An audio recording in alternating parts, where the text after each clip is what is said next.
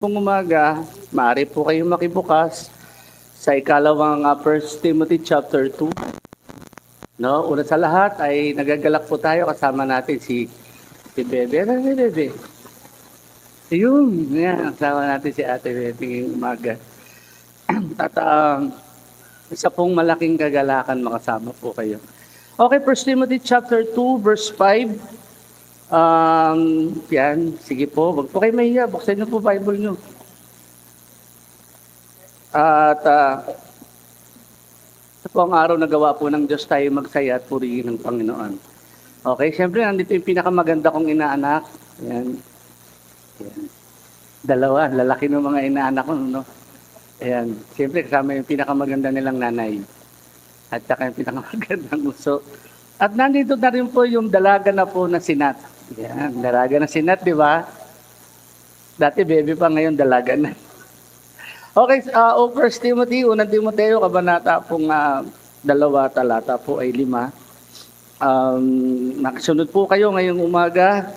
At sabi po ng 1 Timothy chapter 2. Yan, sabi po ng 1 Timothy chapter 2, there is one God and one mediator who can reconcile God and humanity.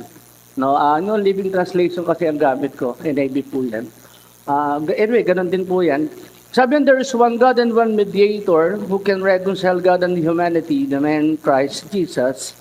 Sabi po sa verse 6, and He gave His life to purchase freedom for everyone. Who gave Himself as a ransom for all men, that testimony, even it given in proper time. Let us pray. Lord, salamat po, Panginoon, ngayon pong umaga. Tunay, Panginoon, na wala po kaming kakayahan, malibang ikaw po ay sasama po sa amin, at malibang kami po ay pangungunahan mo, Lord, lahat po ng aming gagawin ay pawang walang kabuluhan. Kaya ngayon pong umaga, sa iyo namin ito itinitiwala, we give everything to you, Lord. At kami nagpapasalamat dahil narito kami, given us the privilege to worship you and give you all the glory. Yung aming buhay, mayalay din namin today. Gaya po kanina sa amin pong pagsamba ng pag-awit, gaya ng sinabi mo, nayalay namin ang aming mga sarili, Panginoon. Kaya salamat po sa iyong gabay at patnubay. Hiling namin ang tulong ng banal na Espiritu para kami samahan at bigyan kami ng malinaw na aral upang sa gayon maintindihan po namin ang kadakilaan, kagandahan ng pamamagitan po na gawain ng aming Panginoong Kristo. Salamat po, Lord God, ngayon pong umaga, sa iyo namin itinatalagang lahat po ng bagay. Sa pangalan ng Panginoong Jesus, tayo po magsabi ng Amen. Okay, purihin po ang Diyos. Tema po natin ngayong umaga, wala akong outline, wala akong papel. Jesus the Mediator. Very simple lang po. Si Jesus ang tagapamagitan. Sabi po ng 1 Timothy chapter 2, there is one God and one mediator who can reconcile God and humanity, the man Christ Jesus. So napakaliwanag niyan. Hindi na natin kailangan pang, ano pa ba kailangan natin dyan? Sabi na may tagapamagitan sa Diyos at sa tao at ang taong si Jesus. Na laging pinangahawakan po ng ibang sekta ng pananampalataya that si Jesus daw po ay tao lang. Yan po yung verse na kadalasang ginamit. But anyway, ang nais ko pong ibahagi sa inyo ngayong umaga ay kung gaano kahalaga, gaano kaganda po yung ministeryo ng pamamagitan ni Kristo. Ang sabi ho ng banal na kasulatan, meron lamang isang tagapamagitan, siyang nasa gitna sa Diyos at sa tao. Sabi po ng reconcile, no, sabi po ng New Living Translation, ang sabi na, there is one God and one mediator who can reconcile God and humanity. Meron lang isang tagapamagitan sa Diyos at sa mga tao, yan ay si Kristo Jesus. Sabi ng ika-6 na talata, ibinigay ang kanyang buhay bilang pangtubos sa marami. Who gave Himself for a ransom to many. Ang sabi diyan, He gave His life to purchase freedom for everyone. So napakalinaw po niyan. So ngayon tingnan natin, ano ba ang trabaho ng isang mediator? Yan, tingnan muna natin, what are the main objective of a mediator? para makita po natin. At ngayong umaga, gusto ko po na ilagay po nyo sa inyong isipan na walang nasa gitna malibang si Kristo lang. Hindi po si hindi si ganito, kundi si Kristo lang ang tagapamagitan po natin. Okay, lately may nabasa po ako, at the same time, pinapanood din ako na isang reels din. At ang tinukoy naman niya is ambassadorship. Nung ganda nung explanation ng ambassadorship na yun eh. Sabi na, ambassador is not a person, he is the totality. Oo, of a country. Siya yun, mismo yun. Sabi ko, ang lalim nga lang nung medyo kailangan mo nga lang guyain ng konti. Pero nung sineser niya, as I listen, sabi ko, napakaganda naman nung sharing na yun. Sabi niya that even in his country, ang ambassador libre lahat.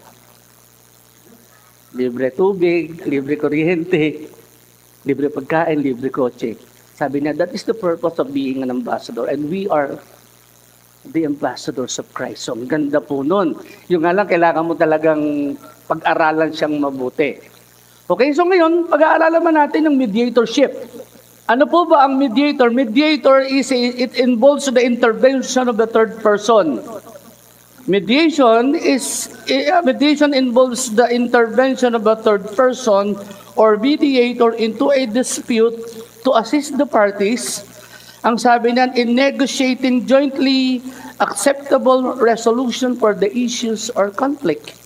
So yun yung trabaho ng tagapamagitan. Ang tagapamagitan, nasa gitna talaga siya. Siya yung nandun sa process po. Whatever dispute, whatever conflict that appears, the mediator will eventually settle the issue. So yung mediator po, yung tagapamagitan is a jointly acceptable resolution of issues and conflict.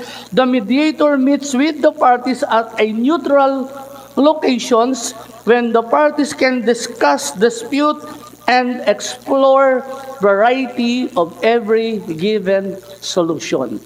So yun yung mediator definitions po ni Webster. Okay? So the same idea that conveys that even yung dispute po ng tao from the beginning, from the start, from the Old Testament, nakita nyo naman yung problema po ng naging tao. And then came Jesus, dumating si Jesus para magkaroon ng pamamagitan, magkaroon po ng tinatawag na gigitna dahil po galit ang Diyos. Amen? Galit ang Diyos sa kasalanan. So, the mediator must take its place. No, that even in the Old Testament, that you can see that even hindi lang ginagamit po yung word na mediation or between the conflict or yung pamamagitan, ang ginagamit naman doon ay interceding. That Moses intercede with God doon sa Sodom and Gomorrah, no? Na that is in the Old Testament. That in the New Testament, we can see that 1 Timothy chapter 2, sabi diyan sa chapter 2 verse 5, no, kung babasahin yung buong konteksto niyan until verse 6, magmula verse 1, sabi doon, encouraging people to pray. No, from verse 1 up to verse 6, doon lang tayo. Sabi niyan, I urge you first of all to pray, ask God to help them, intercede on their behalf, and give thanks for all men, for kings and leaders. Sabi po diyan, this is good and pleasing in our God, our Savior, who wants everyone to be saved and to understand the truth. Sabi niyan, yung first part po, mga kapatid, ng 1 Timothy chapter 2, it involves the encouragement to pray. It is the first context principle, mga kapatid, bago dumating po yung mediatorship ni Christ. Bago dumating yung gawain ng pamamagitan ni Kristo, ang sabi po ng 2 verse 1 that the writer of the 1 Timothy encouraged people to pray. So ako ay nakikiusap, nakikisuyo na magtalaga ng panalangin para sa lahat ng mga tao. For what purpose? sabi niya, ito ay mabuti, ito ay nakalulugod sa Panginoon na ating na tagapagligtas, and the purpose of praying, ang dahilan at rason kung bakit ang sumulat po ng unang Timoteo ay para ang tao ay hikayatin sa panalangin sapagkat yun ay mabuti at nakalulugod sa harapan ng Panginoon na ang lahat ng mga tao ay maligtas. It is good and pleasing to a God and Savior na nagnanais po sa lahat ng tao na maligtas. Yun po ang layunin. Kung bakit po tayo ini-encourage to pray, ng intercession, ng thanksgiving, ng supplications, ng petitions, etc., etc., mga kapatid, para doon po tayo mamuhay ng mayroong kapayapaan. Ano po ibig sabihin nun? That tayo mga Kristiyano ay inuutusan din ng ating Panginoon na hindi lamang magsasara tayo, magpipigit tayo ng ating mga mata. Layunin po at responsibilidad din natin ang manalangin para sa lahat po ng tao. Bakit? Kasi ito yung mabuti at itong nakalulugod sa Diyos na Ama natin nasa langit na nagnanais na ang lahat ng tao ay maligtas. So isa po yun sa mga main reason why na we need to pray for them. Tama po? Yun yung first part po ng verse 1 and verse 2. Kagabi, o kahapon pa lang, if ever na binabasa mo nyo yung ating pong wall sa LJC Binangonan every Saturday and Friday, pinapost po doon yung ating prayer concern, makikita nyo kung gaano desperado ang tao. Makikita nyo yung needs po ng tao. Ang sabi niya, wala na kang pag-asa sa buhay. Baon na ako sa utang. Diba? Meron pa nga gusto na magpakamatay. Magulo ang pamilya, sira ang buhay.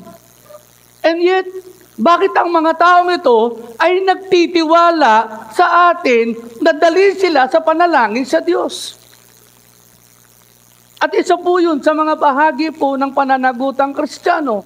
At ang manalangin para sa lahat po ng tao, sa mga hari, sa presidente, sa namumuno, hanggang sa barangay captain, hanggang sa lahat po ng klase at uri ng tao, sapagkat ito ay mabuti at maganda at nakalulugod ng nais ng Panginoon. Ang lahat ng tao ay makaalam ng katotohanan at mangaligtas. Amen po ba? So yung prayer concerns po natin, if ever that you are reading the prayer concerns every Friday and Saturday, that you can see that people are hardly burdened. Bigat ng panalangin po nila. Diba? Every time na binabasa ko nga po yun, isa-isa ko, nakikita ko yung needs. Sabi niya, wala na po akong pag-asa, gusto ko na magpakamatay. Have you imagine people telling you that gusto niya nang mamatay? Sira na pamilya ko, dami ko utang, lubog ako sa utang. Diba? Minsan ganun ang mga prayer request natin. May sakit akong cancer. And yet these people, ang mga taong ito, nagtitiwala sa atin, can you just simply mediate for me before God? Amen? Kasi ang pananalangin ay pamamagitan din sa Diyos.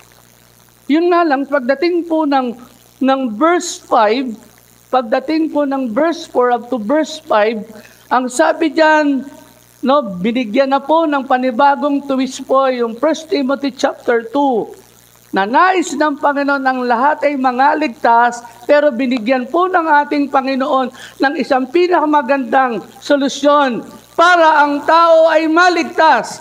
Ang sabi niya, meron tagapamagitan sa Diyos at sa tao, ang taong si Jesus, na siyang ibinigay, inihayag sa kapanahunan, na nag-alay ng buhay niya para lahat po tayo ay maligtas.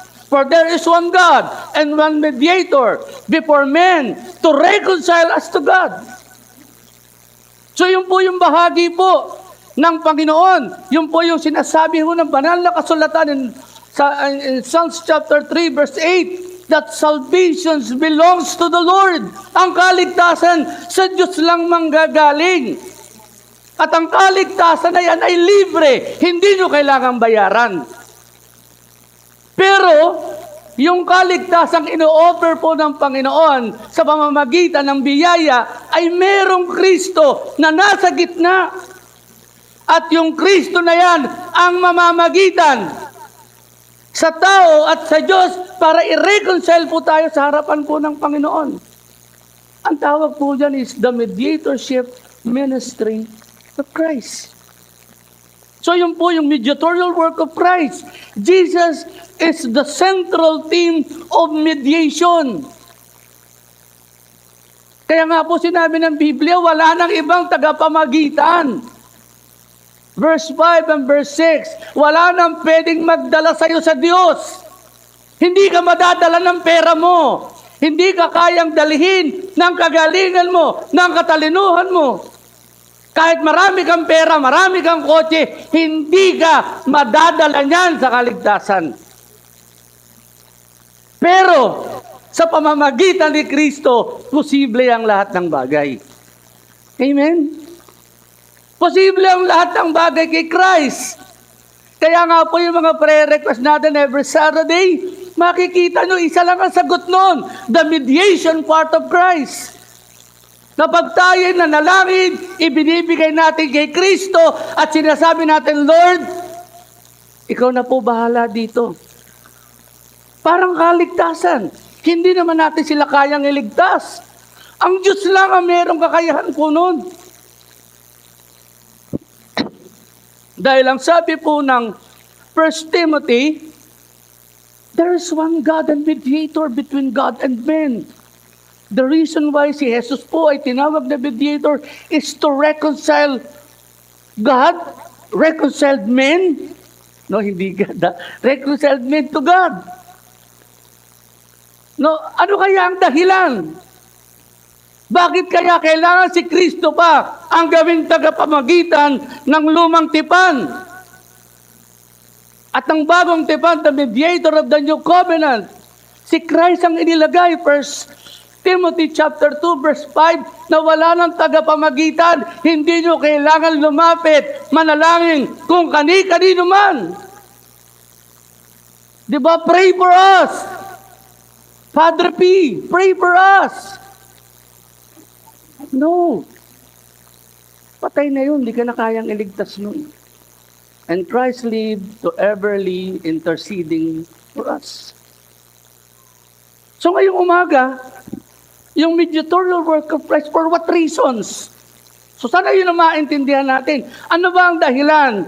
Bakit si Kristo ang ginawang tagapamagitan ng tao para po doon sa Diyos? No, mayroong mga ibang reasons. Ano-ano yung mga reasons na yan? Number 1, Romans chapter 3. Because of the fallen men. Diba? Romans 3:23, ang sabi na, all have sinned and fall short to the glory of God. Men are sinful. Ang tao ay makasalanan eh. Kahit magsimba siya araw at gabi, mula umaga ng linggo hanggang gabi ng linggo, lumuhod pa siya dyan. Hindi siya maliligtas. Dahil walang matuwid, wala di isa, ang walang naghahanap sa Diyos. Because of the fallen men. Napakabuti po ng Panginoon nung yung unang plano ng Panginoon ay nasira. Di ho ba? Automatically, merong plan B ang Diyos. Sabi niya, ang binhi mo at ang binihi niya, susugatan ka pero dudurugin mo ang ulo niya. Again, the mediatorial ministry of Christ, kitang-kita po doon that Christ will be the mediator of the New Testament. For what reason? Men are fallen. Genesis chapter 5. Pagbasa nyo ng Genesis chapter 5, hindi na po yung created into the image of men, of God. Ang nakalagay doon, created according to the image of Adam, Adamic nature, sinful nature. Ang lahat ng tao ay nagkasala, at ang lahat ng tao ay nagkasala, nasaan na? Nakalagay na doon sa sumpa ng Diyos. We became simple. Ano po ang sabi ng banal na kasulatan? Ang kabayaran ng kamatayan ay ano po? Kamatayan. It doesn't mean it is a physical death. It is a separation from God. Nung tayo wala kay Kristo, hiwalay tayo. Wala tayong Diyos. Ang Diyos natin, sarili lang natin. Ang Diyos natin, pera. Ang Diyos natin, yung ating sariling kaalaman. Wala tayong Diyos dito sa lupa. Wala tayong kinikilala. Akala natin na ang pagsisimba at araw ng linggo'y makakabawas ng kasalanan. But it's wrong. Ang sabi ng banal na kasulatan, the reason why bakit may mediatorial work of Christ, it is because all have sinned and fall short to the glory of God. Walang nakarating doon sa kaluwalhatian ng Panginoon, kaya kailangan ng tagapamagitan, si Kristo, na dadali ng tao papunta sa Panginoon. Because of the fallen men, we need Christ. Si Kristo kailangan natin pagdating sa kaligtasan. Si Kristo ang namamagitan po sa atin araw at gabi. Kaya po ako naligtas, kaya kayo naligtas. Minamagitan po sa atin. Bakit? Sinful kasi po tayo. Ephesians chapter 2 verse 1, at kayo'y mga patay dahil sa inyong mga pagsasalangsang sa inyong mga kasalanan, and you are dead. According to your sins, no? Yung Tagalog nga lang, malalim dahil yung sa inyong pagsasalangsang. Kayo namatay dahil yung sa inyong mga kasalanan. You are spiritually dead. What are the reasons na pwede nating makita? Bakit kailangan natin ng mediatorial work of Christ? Romans chapter 1 verse 8. Ano po mababasa niyo sa Romans 1:8? Ayan. Let me say first that I thank my God through Jesus Christ for all of you. Verse 18, Ate Giselle. But God shows His anger from heaven against all sinful. Diba? Sabi diyan, wicked people who suppress the truth by their wickedness. Bakit po natin kailangan ng tagapamagitan? Unang-una, namatay tayo sa harapan ng Panginoon. Pangalawa, ano po? Galit ang Diyos sa atin. Sabi nga nila, bakit daw tayo kailangan maligtas? Ang sagot naman po ng matandang mga ngaral, kaya mo kailangan maligtas, hindi para lang maligtas ka, kundi maligtas ka sa galit ng Diyos.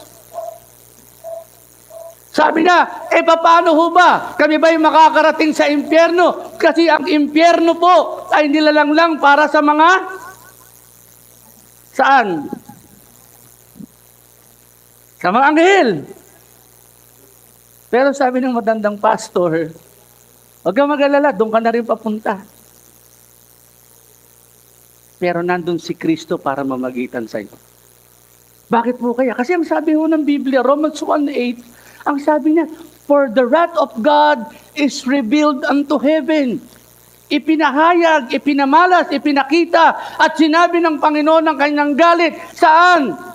Mula sa langit, sa lahat po ng mga gumagawa ng kasamaan. Hindi lang yung mga fallen na tao, hindi lang yung mga tao makasalanan, kundi sa lahat po ng gumagawa ng kasalanan, nandun ang galit ng Diyos. Amen? Ano pa? James 4 verse 4. Una, lahat tayo ay patay. Because of sin, we are separated from God. The second one is, the wrath of God is being revealed from heaven. Isinisigaw na ng langit na ang Diyos ay galit. Galit ang Panginoon sa mga gumagawa ng kasamaan. Galit ang Diyos sa mga babae, lalaki sa lalaki. Galit ang Panginoon sa mga may bisyo. Galit ang Panginoon doon sa mga nagsusugal. Amen po ba? Galit ang Panginoon sa mga sumasamba sa Diyos-Diyosan. Kasi ang galit po ng Panginoon ay nahayag na mula sa langit. Pag binasa nyo yung Romans 1 verse 18 pababa, you can see the descriptions of sinful men. Amen? Una, patay tayo sa harapan ng Panginoon. Kailangan natin ng tagapamagitan. At yung tagapamagitan na yon, dahil patay ka, ano ibibigay niya sa'yo? Life! Sabi ni Christ, I am the bread of life. Pangalawa, yung sinful men, ang sabi diyan, we are destined for the wrath of God that revealed from heaven. Hindi lamang po tayo ay nahiwalay dahil sa kasalanan. The mediatorial work of Christ as a priest will bring us back to God. Kaya po yung mediatorial work ni Christ, tatlo yan eh. It is the priest, it is the prophet, and it is the king. Pasok po yan, tatlo na yan sa mediatorial work of Christ. Hindi ko na nilagay dito kasi po baka mamaya 12 na tayo matapos. At magutom na kayo. Inisa-isa ko na lang. Okay? Sabi niyan, we are fallen. We are destined for the wrath of God. At yung pangatlo na pwedeng mangyari sa atin, mga kapatid, kung bakit kailangan natin ng tagapamagitan. Hindi dahil galit ang Diyos sa atin, mga kapatid, dahil tayo patay sa kasalanan, kundi kaaway tayo ng Diyos. Naniniwala ho ba kayo na dati kaaway tayo ng Diyos? Sabi mo nga dyan sa tabi mo, kaaway ka pala ni Lord dati.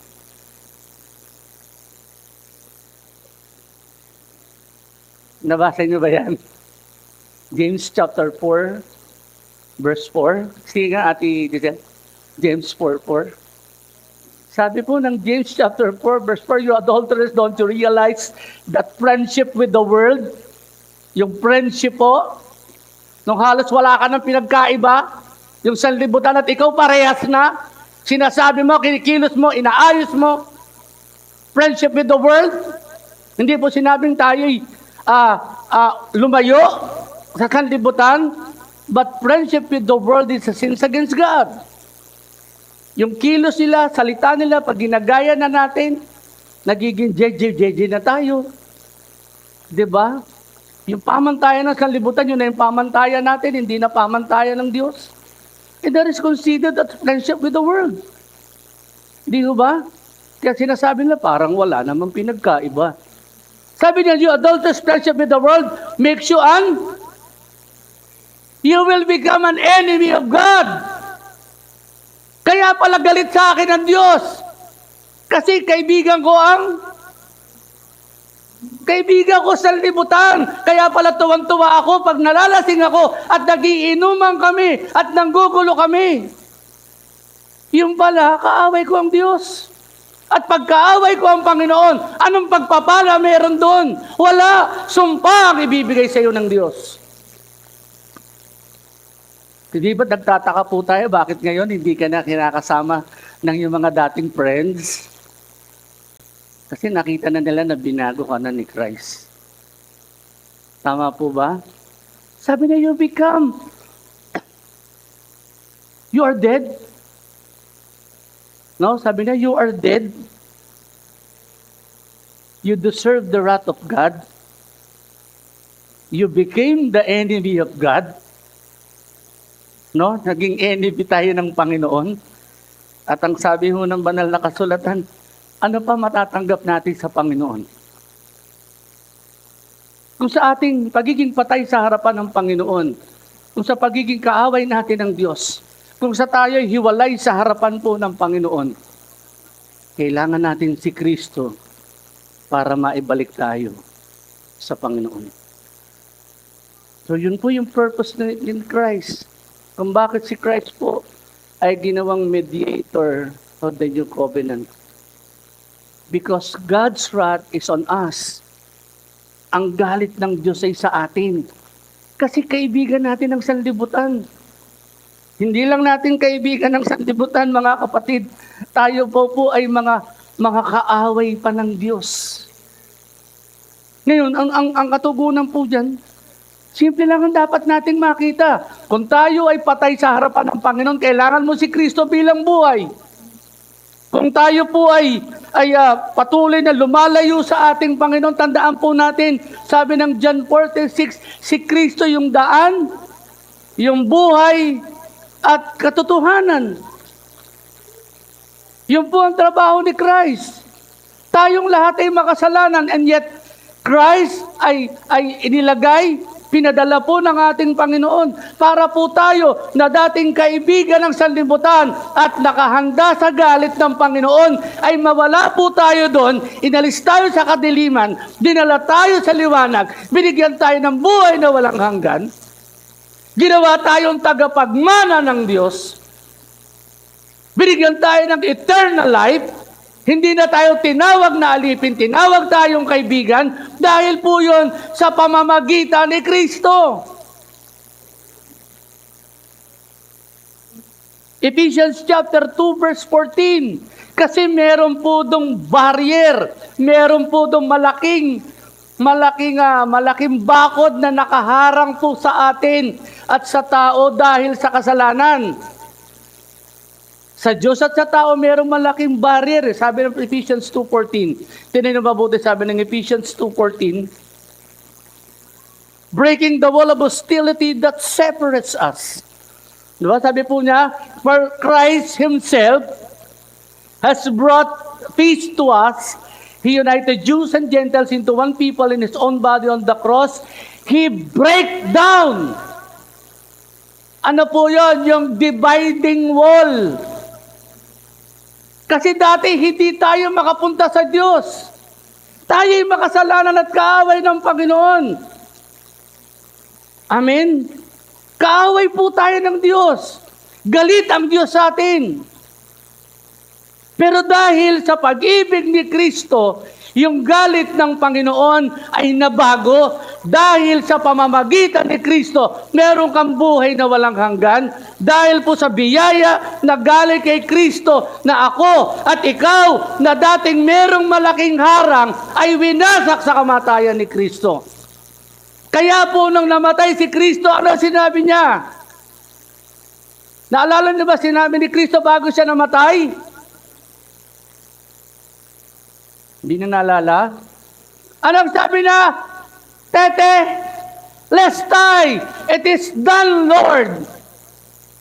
At nung sinabi ni Christ, it is done, Lord, sabi po ng Bible, that the curtain that breaks the presence of God is ripped, torn apart.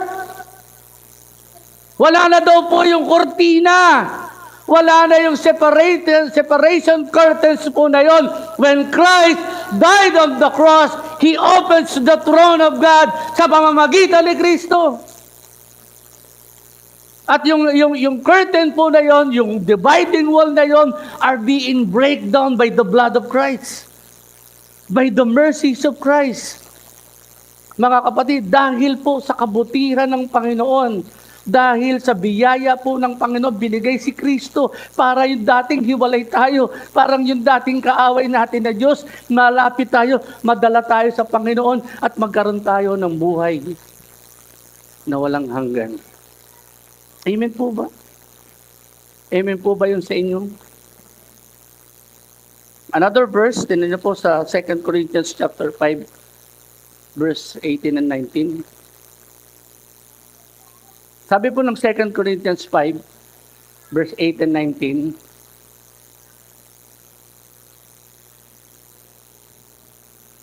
yan. And all of this is a gift from God. Ano po yan? Who brought us back to Himself through Christ and has given to us the task of the reconciling people. Ano po ginawa ni Kristo? Ibinalik tayo doon sa unang Creator natin. We are being reconciled by the blood of Christ. At yun po ang plano ng Diyos. Amen? Wala namang ibang plano ang Diyos eh. Ano ba ang plano ng Diyos? Yung taong naihiwalay, ibabalik niya doon. Amen? Dati natong ka sa kingdom of darkness, When you receive Christ, you are now in the kingdom of God. And that is the best way of Christ mediating for us. Amen? Nandun tayo sa dilim eh, di ba? Nandun tayo sa tatay natin, demonyo. So, ginawa ng Diyos, pinadala si Christ. At ang sabi niya, ano sabi ni Christ? Ano ba sinabi ni Christ? Nakalimutan niyo na? Ano ba sinabi niya? Ano unang sinabi ni Christ? Repent. For the kingdom of God is at hand. Kasi nandun ka sa kingdom of darkness. You have to repent and then God will bring you back into His kingdom. No more, no less. Hindi mo kailangan mamalagi doon sa kaharian ng mga demonyo. Kailangan mo ang kaharian ng Diyos. Dahil doon sa kaharian ng Diyos, wala ka nang hihingin. All these things shall be added. Amen. Naalala niyo ba yung sinabi yung sinabi po ng Luke chapter 16? 'Di ba nung tinanggap siya ng Father? Nung tinanggap siya po ng Ama, ano yung mababasa niyo sa Luke chapter 16 na very striking doon? Nung tinanggap siya ng Ama ulit, binigyan siya ng sapatos, ni-restore lahat ng needs niya. Anong bagay meron doon? He came into his senses. Napag-isip niya, nagbago siya ng isip. At nung nagbago siya ng isip, saan pumunta?